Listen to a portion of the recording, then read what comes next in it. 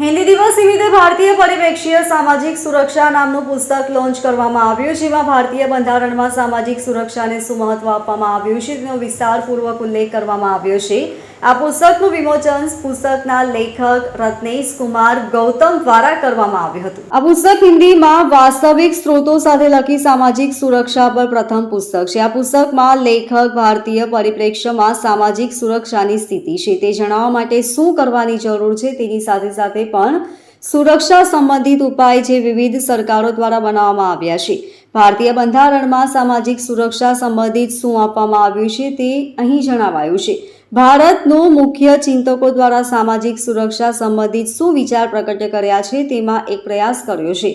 આ ઉપરાંત ઘણા બધા સામાજિક સુરક્ષા કાર્યક્રમો અને યોજનાઓ વિશે માહિતગાર આપવામાં આવી છે. કર્મચારી રાજ્ય બીમારી અને કર્મચારી ભવિષ્ય નિધિ સંગઠન જેમ કે બંને સંગઠન છે જે લાંબા સમય સુધી સતત સુરક્ષા સામાજિક સુરક્ષા સાથે સંબંધિત છે. તેથી બંને સંગઠનો પર અલગથી વિસ્તરણમાં પૃથક પ્રકરણોમાં ચર્ચા થઈ છે. કેટલીક વૈકલ્પિક સંસ્થા જેવી શ્રમ સંસ્થા સામાજિક સુરક્ષા સંઘ વિશે પણ ચર્ચા કરવામાં આવી છે.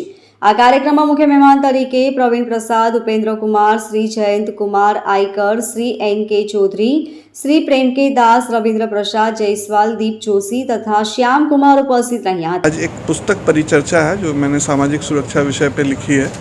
सामाजिक सुरक्षा में basically provident fund, medical needs और तरह की जो आकस्मिकताएं होती हैं, डेथ से रिलेटेड अगर डिपेंडेंट्स को कुछ देना हो, मेडिकल का कुछ ज़रूरत पड़ जाए तो मेडिकल के लिए कुछ देना हो, उस तरह की चीज़ों के लिए डिपार्टमेंट्स बने हुए हैं. तो जैसे हमारे यहाँ दो मेन डिपार्टमेंट हैं सामाजिक सुरक्षा से रिलेटेड, वो ESI और EPF हैं.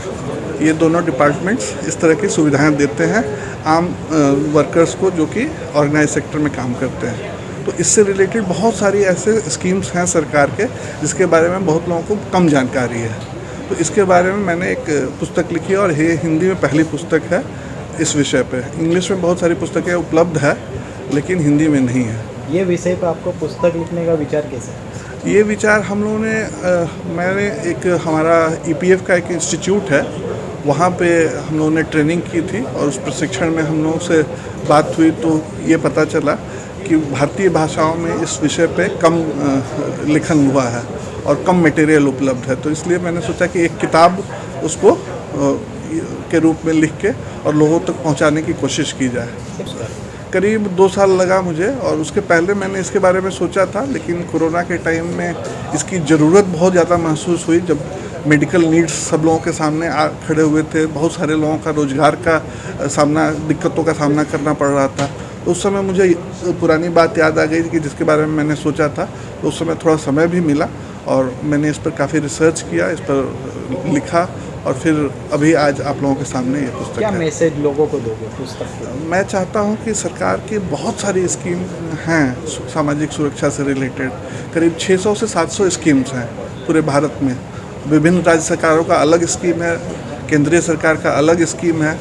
तो लेकिन फिर भी मेन स्कीम 25-30 है. अगर उसके बारे में भी लोगों तक जानकारी पहुँचे और जो एम्प्लॉयर्स होते हैं जो हमारे उद्योगपति होते हैं वो लोग अपने एम्प्लॉयज़ का ख्याल रखें और ख्याल रखने के मामले में मेनली सामाजिक सुरक्षा अगर दें और अपने एम्प्लॉयज़ को अपने मेडिकल नीड्स, अपने प्रोविडेंट फंड की ज़रूरतें वो सब पूरा करवाएं.